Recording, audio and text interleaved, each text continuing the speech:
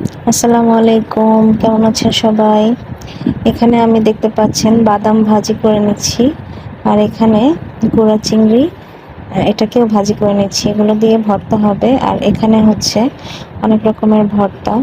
তো এখানে কি কি ভর্তা আছে আপনাদের সাথে শেয়ার করছি। শুরুতেই যে ভর্তাটা আছে সেটা হলো একটা মিক্সড ভর্তা। এখানে চিংড়ি, বাদাম এবং কালো জিরা একসাথে মিক্সড করে ভর্তা। এছাড়া কালো জিরাও ভর্তা করেছি। আর এখানে বাদাম ভর্তা, এটা হলো চিংড়ি ভর্তা।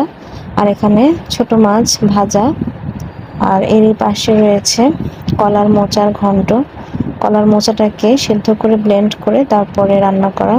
আর এটা হচ্ছে শাক ভাজি। তো এটা হচ্ছে নাপা শাক, এটা আমাদের উত্তরবঙ্গেই পাওয়া যায়। আর এটা হচ্ছে শুটকি। আর এগুলো আমি খাবো হচ্ছে এখানে যে খিচুড়ি দিয়ে। তো আপনাদের কাছে